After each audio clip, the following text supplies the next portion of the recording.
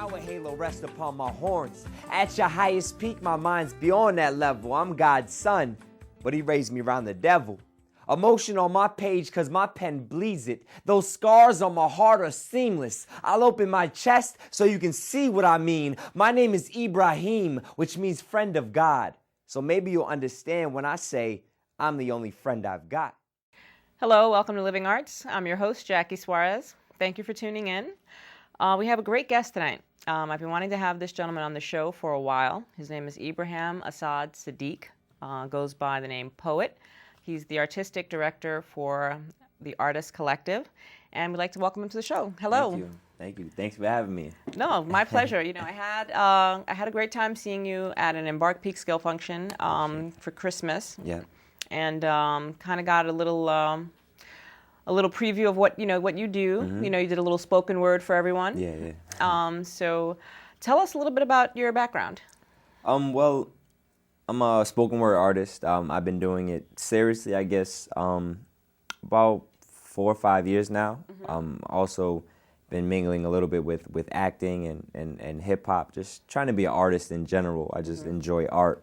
I've put out a couple CDs, been in a couple plays, and just really seeing where I want to go with the whole art thing. So I'm trying to dib and dabble here and there, you know. No, absolutely. We were speaking a little bit earlier, and you mentioned, you're still going to school now, and it's Bronx Community College, Yes. right? So what's your major? My major is psychology with a focus in art and nutritional therapy, but I want to get back because I'm going to be doubling major in botany. I was gonna minor in botany, but I want to have a double major, and it kind of coincides with the whole nutritional therapy, and it ties in with the art too. You know, I want to have just a art center and kind of have my psychology degree as a basis for that to kind of implement the certain programs and different classes and workshops that I design. So, yeah, that's basically the plan. No, awesome. So how long have you been working with the Artist Collective? It's been unofficial, I guess, because we've been doing it for a couple years before it really had a name. We were just kind of a bunch of artists that had similar visions and wanted to just share our art, our love, and kind of bring the world together through our art. But I would say since like 2008, I've kind of been doing a lot on my own, and now I'm starting to get momentum with this, and I got a lot of other people that have joined the collective. Aside from me being alone doing it, probably about 2 years with the collective. We've been around traveling, doing shows, showcases, open mics, and workshops together. So about 2 years. Okay, now explain, I guess, in the plainest terms as possible, what the Artist Collective is. Okay. Well, it's a collective of artists. We're of all different genres. We have singers, songwriters, poets, graphic designers. We're basically just artists trying to come together and heal the world through art. You know, and basically that's just our mission. That life is art, and anyone that is considers themselves living is an artist. You know, and just every day is a chance to fill the canvas. Life is a blank canvas. You know, and that's just what we do and try to inspire people through our work. Yeah, no, when I was looking online, I guess, to your Facebook page, and I just read your mission statement, and I was kind of moved by it. It is, it's so important, I guess, to kind of heal a lot of the social ills that are taking place just by having this a nice community. Absolutely. And kind of reaching out to people and kind of fostering anyone's talent. So is that kind of a big part of what you're doing too, as far as mentoring people? Because I know that you do something called teen poetry. Yeah. And that's located here in Peekskill at the Field Library. Yes, absolutely. So I've been seeing some information about that as well on your Facebook. So tell me about that. Yeah, that's a new workshop we just started this March, and it's going to be running until April. It's a teen. It's poetry-based workshop, but I kind of incorporate different genres of art because I feel that poetry is the basis of a lot of music, and like you take away the lyrics, you have poetry. So we've been doing that. The first class, I just did a basic spoken word poetry class with them. Then the second class, we've only had 2 so far. We're coming up on our 3rd. The second class, I've showed the connection between hip hop and poetry, and just basically giving kids, teaching them stage presence, clarity, volume, things like that, and also the basics of poetry, metaphors, similes, alliteration, just giving them a wide variety, trying to I guess, give them a look into the art in a way that they haven't before. Just give them a expression, an outlet, and yeah, basically that's what we're doing over there. So trying to bring art to Peekskill, trying to do other things, because I've been in the city a lot, but this is my hometown, so I kind of wanted to bring that here and do a lot of things that the resources that they have in Peekskill, kind of bring it to the Peekskill kids.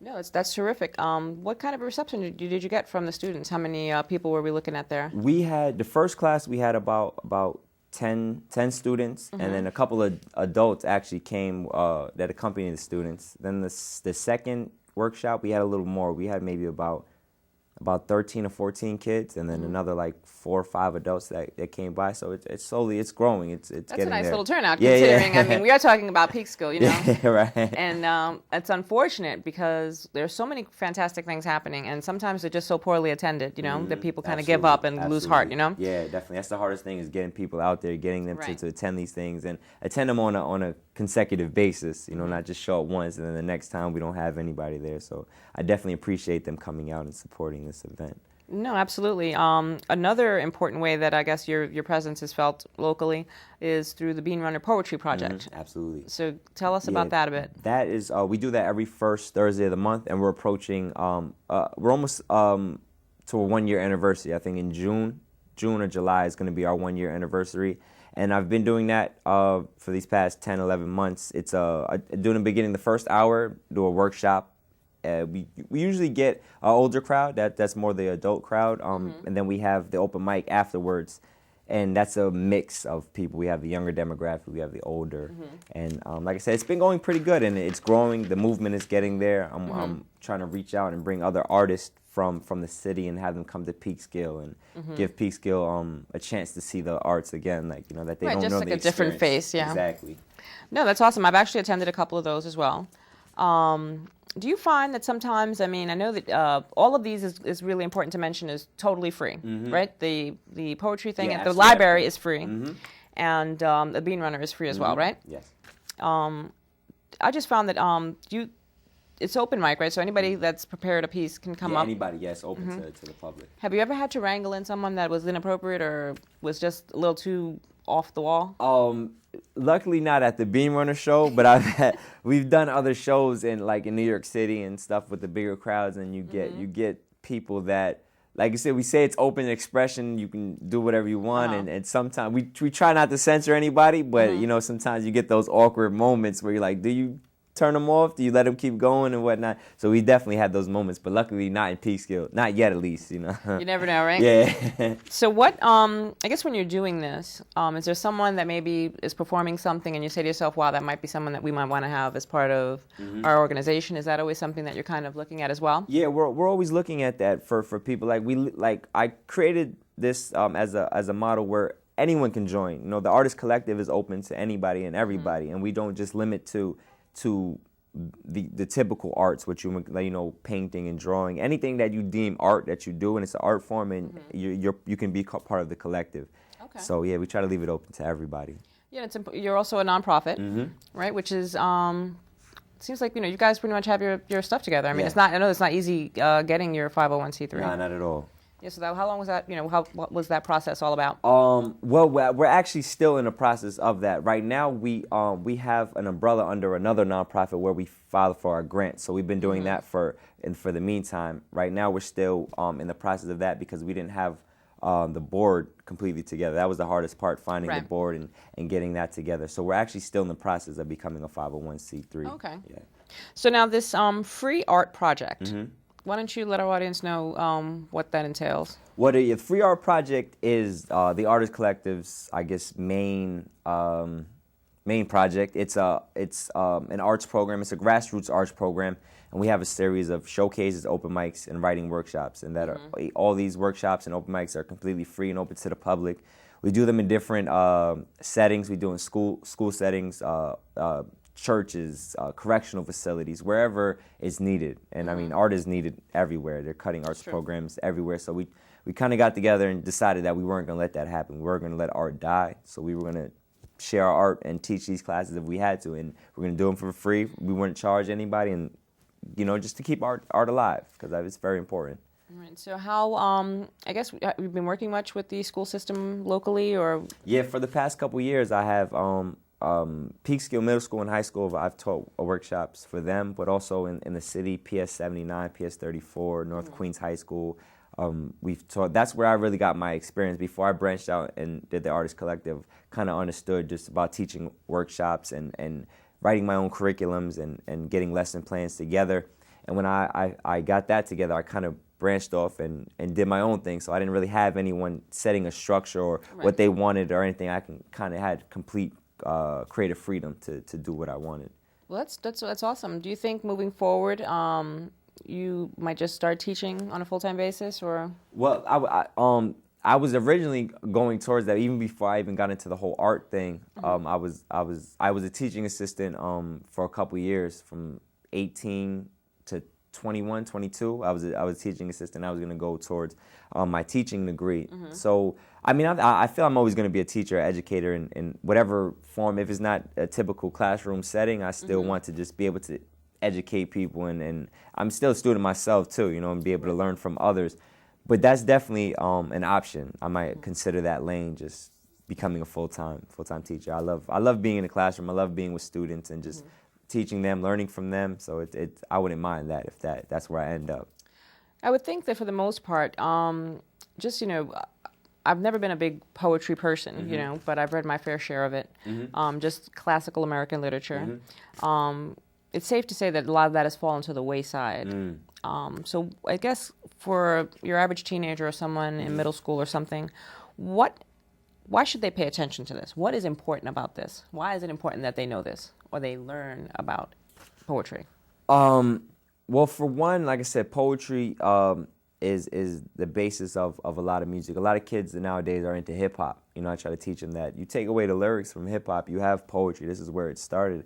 And also, it's just a means of expression, of being able to share your ideas, taking things that are personal to you and being able to present them in a way where other people can understand that, or other people it resonates with other people. They can identify with that. So it's very important as far as expression, self-expression, just confidence. It helps with that, organizing thoughts, your feelings. When I first started teaching poetry, I taught at a alternative school for kids that were emotionally handicapped, and I started teaching the class as a way for them, as an outlet. Instead of acting out and with their anger, they write it down in their poems, and they kind of channel that energy. So that's another good thing for an artist, is a definitely way to channel any negative feelings that you want to get out, and you don't act out in a way that might have consequences. You know, you put it in a piece and it might end up winning an award for it or something. Right. Well, that's, I guess, with most people. You know, it's better to write it down on something or express yourself musically or some way. Exactly. I don't believe in love at first sight, but I damn sure fell the second time she walked by, and when she did, we caught eyes, and she fell too. But see, she didn't just fall, she fell through. Past all the games and the guards, no acts. It's too hard, 'cause her love gives me stage fright. She's what perfection would taste like. Hope lives in her eyes. And even if humanity was deprived, I still wouldn't allow her to cry. She's got me lovesick, so I'm absent from this world. But this girl, when she sings, I'm excused with every note. If that isn't the voice of an angel, then the angel never spoke. I stared into her eyes, and what I saw was every poem I ever wanted to write.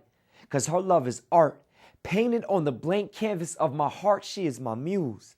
She gives me purpose. She taught me to never mistake priceless for worthless. 'Cause before her, I was merely a pauper who admired a queen's daughter. I leaned over and I whispered in her ear, the part of her heart that's missing, I've been keeping safe all these years.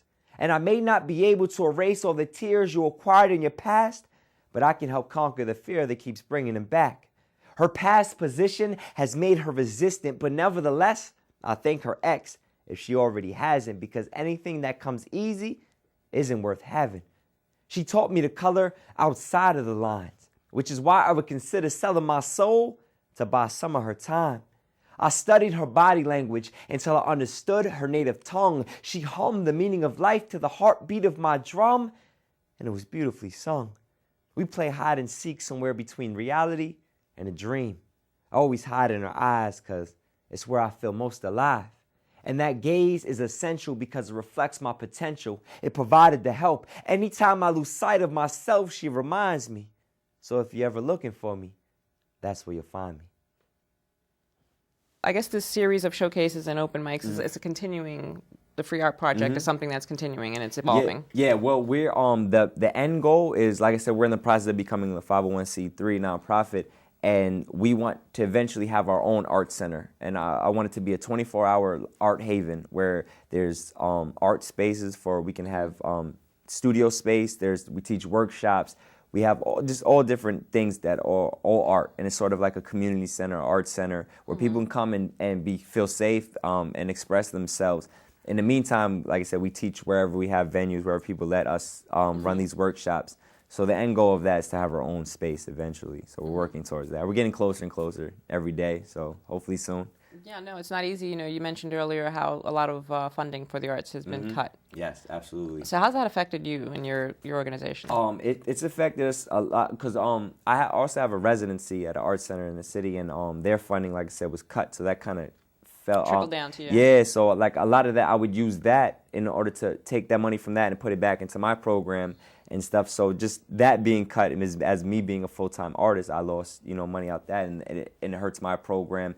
So like luckily I got a lot of artists that they do it for the love, and we're able to do it with little or no cost and be able to have it accessible to everybody. So it's just, like I said, sometimes it's hard with not so many resources, with funding being cut. So it's always battles and obstacles that we have to overcome. No, for sure. When money gets tight, that's absolutely, people don't want to talk about the arts or even sports programs and things like that, which totally needed. Now there's you came out with an album in 2010 called Nerd at the Cool Table. Yep. Tell me a little bit about that. All right, yeah. So that's just about standing out, being who you are. Never compromise yourself to fit in with the crowd. Don't be afraid to be that nerd at the cool table. And the whole album, it's a poetry album, but with a musical basis. And there's something on there for everybody. There's jazz, there's soul, there's hip-hop. And the whole album itself, I didn't want it to be just a poetry album or a hip-hop album. It has a wide variety of different sounds, different genres. And like I said, you can't categorize it. It stands with the whole meaning of the album behind it. So in that, with the messages in it, kind of all just tied together. Yeah. So, did you get a good response to the album? Oh yeah, absolutely. I got a really good response. People are hounding me for the next project, Right, so I got to kind of top that. But it's gotten a wonderful response. I'm glad to people were very receptive to it, and not only in New York, but I got the opportunity to tour last year and get my album further out. And the people in the other states around the country received it as well as I received it here at home. So that was a great thing. Yeah, you were mentioning that to me earlier. Tell me about the Artist Collective traveling around the country. It sounds really exciting. Got to go to Puerto Rico? Yeah. So this was last summer. It was the first time I had actually been out of New York with my art, because I've been doing this for a couple of years, but I just been out inside New York, traveling all around New York performing. And finally, we decided to head out. We flew out to Cali first. Georgie Viento was another artist, part of the collective. He's originally from Puerto Rico. He's the one that got us the shows out there. Paradigm, she's another spoken word artist. She's originally from Chicago, but she's living out west in Vegas. So we kind of all just met up and we just traveled. We all used our connections in the different cities where we knew people. We would set up shows for each other there, and then we just traveled around, met other people, networked, and then that ended leading to other shows. And I think altogether we were on the road for about like 2.5 months. We traveled around. We were in Puerto Rico for 2.5 weeks, then came into Florida, went out west. So it was beautiful. It was a beautiful thing. So what was kind of like the main purpose of traveling? Was it to draw some, you tell me. Well, there was a couple of different things. One reason, I ran a monthly open mic in the Bronx, Anatomy of an Artist, and the venue where we had our open mic was in danger of shutting down. So we kind of set up this whole tour to kind of raise funds to come back and keep the venue alive. Sadly, when we were on tour, the venue ended up shutting down while we were still out.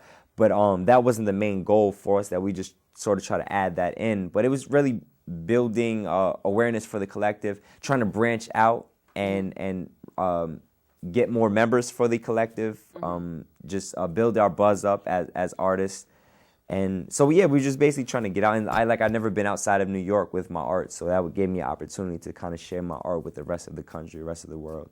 Yeah, it's kind of cool when you kind of get out of your comfort zone and you start traveling. Did you find that there were other organizations in these places that you went to that were similar to yours that kind of wanted to hook up? Yeah, one was in Vegas actually.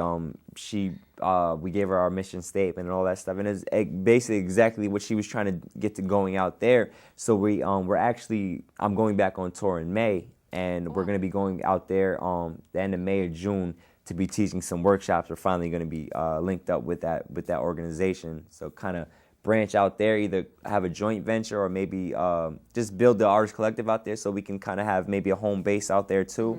So yeah, so I'm looking forward to that, actually working with our other organizations that are up and running and have their own momentum and kind of see where it goes when we come together. Do you think there's a potential to have this kind of run on a national level, or? That's what I'm hoping for. That's what we want. We started small, but we always had big goals in mind, and eventually, hopefully, around the world, we'll be able to have this, because we do have other artists that are in Europe. We have artists in Spain and South America that just are affiliated with the collective. So hopefully, one day we'll be able to have us stretch out throughout the globe. So about how many people do you have working with you? Let me see. Altogether, it's probably about, I guess, 9 or 10 artists, and then probably 4 or 5 more people behind the scenes that help to keep it all together. So about 15 altogether. But like I said, we're growing. Hopefully we get more. For a while, I was doing a lot on my own and doing this. So luckily, I've had these people to come and kind of take some of that load off of me and get more done. Yeah, exactly. So moving forward, you mentioned you have, unfortunately, this is going to air a little bit after some of the events that are happening, but what do you have, I guess, moving into the summer? How long are you going to be on tour? Well, I'm looking to, because last time when I went on tour, I was just gone for the 2.5 month period. I'm looking to maybe leave for a couple weeks, come back, because I'm going to be teaching a couple new workshop series, a couple new schools around Westchester and the city. I've heard about the Artist Collective, and they want to book us for workshops. So I'm going to be back and forth, but maybe from May to June, I come back in June and see how things go. It's really up in the air. We just live in the wind, just us artists. So it sounds like a lot of fun. So where are you going to be staying when you're traveling? See, that's the beautiful thing, is a lot of these places that we go, we have people that are affiliated with the Artist Collective. I have artists that we know in Northern Cali and Southern Cali and Vegas and Puerto Rico. So we all kind of just help each other out, because they're other traveling artists. And when they come to New York, we give them places to stay. My friend from Vegas came out here. She had some shows. She was touring in New York. She stayed with me for 3-4 weeks and stuff. So yeah, we all just help each other out. Everyone has places, and when we come, we just crash and we do shows together. Someone needs a ride, we all carpool. Just whatever. We are having a great time, just sharing our art and having a wonderful time. So what are some of the immediate needs that you have for the collective? Are there any financial needs? What's going on with your... Yeah, that's the biggest thing right now is just our grants, because there's only so much we can do. I run this program completely out of pocket, what I make as an artist. And I'm out there, teaching other workshops that are not a part of the Artist Collective, doing showcases, open mics, selling CDs, selling product, and all that goes back into the program. So kind of we're hoping to get the grants to kind of alleviate some of that financial responsibility from me, and I don't have to all put that in and kind of get other financial government or corporate grants, corporate sponsors. So that's probably our number one goal right now that we need to reach out and get. Well, I think that's a lot of, the goal of a lot of, of course, nonprofits or the arts organizations. Yeah. So what do you have planned to kind of raise some money? Do you going to be having a big fundraiser at some point? We have a couple different things going on, because we actually just started a new, we're starting a community garden. Officially, we're already in the process, but everyone's that's part of the garden. We're going to be starting April 18th. We have a plot up in White Plains. So to raise money for that, we're going to be doing a showcase to raise funds. We have a lot of online, the Indiegogo and Kickstarter programs and stuff that we did. Kickstarter. Yeah, we've done that in the past for our our workshops and stuff like that. So we're trying to do fundraising on every level. any way we can, coming in from all areas, because the more that we get is more that we can do and help this program thrive. Well, I'm so glad that we had a chance to talk. Absolutely. April is National Poetry Month. Yes. So everybody go read some poetry, come support some of these things. Definitely. Give our audience a way to reach you and to find out information about the collective. Okay, yeah, definitely. You can reach me at poet@theartistcollective.org. That's my email if you want to know anything about the Artist Collective, if you want any information. And I'm also on Facebook, facebook.com/Freedom Movement, FREEDUMB Movement, or facebook.com/The Artist Collective. Find me there. Awesome. Listen, thank you for coming to the show. Thank you for having me. We're going to be having a little spoken word from our friend here at the end of the show. Yeah. And really just support him. If you don't really go out of your way to take care of these artists, things like this are going to go away. Mm-hmm. So everybody kind of pay attention. It's important. I want to thank you for tuning in. Go like us on Facebook. Check us out on YouTube. Take care. Thanks. Peace. Most possess the potential. They just lack the essential utensils. But I drop gems. So you should use the jewels that I lend you. First off, forget all you were taught. There's a need. I believe I can help spark an original thought. Because I create constant friction with my conscious diction. So you no longer have to be a contradiction. Just living to die. See, there's more to life before it passes. And the masses, they're not blind. They can see through their eyes. Their vision is just blurry. But no need to worry, because I spit such descriptive scriptures that they paint perfect pictures. And once you better your vision, you can make better decisions to better your living. Because my words give birth to revolutionary ideas and the thoughts of my peers. You're impregnated off the mere presence of my soul. I got that immaculate conception flow. I'm exceptional. But they fear me because I resemble my father. Brain of a scholar, heart of a martyr. See, my pops had a way with words. He used it to chase the girls. I'll use it to change the world. Because once my compassion is lit, nothing surpasses my passion is spit. It's enough to go around. No need to ration it. But see, I like to take a break from my story and recognize all those that God called up before me. Can I please have a moment of silence for those lost to unnecessary violence? Rest in peace to William Cooper especially. Murdered in cold blood by Apache County deputies. You were what most only pretend to be. And for that, I'm picking up where you left off. And for Malcolm and Martin King, I'm doing the same thing. But see, I'm not name dropping for the applause. I'm just trying to show you what you lost. They say I got some pretty big shoes to fill, but they fit me just fine. And I ain't even hit my prime. Throughout time, they've been playing the same sad song. And we didn't even call up and request it.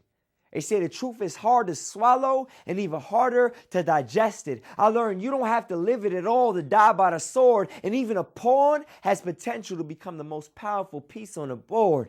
It's just that many people are stuck in their ways, afraid to break a bill because they can't handle change. I'm just trying to show you a way, not the path that I see fit. The one you pay for yourself once you learn this. But see, you have to beware of those trying to distract you with an illusion of truth. That's what illusionists do. See, some things can't be proven. So here's a pen and a pad. You draw your own conclusion. I got my philosophy, but they can't properly interpret my ideology. So they pass it off as arrogance. Please, don't get it confused like most do. I'm destined for greatness is so true, but then again, so are you.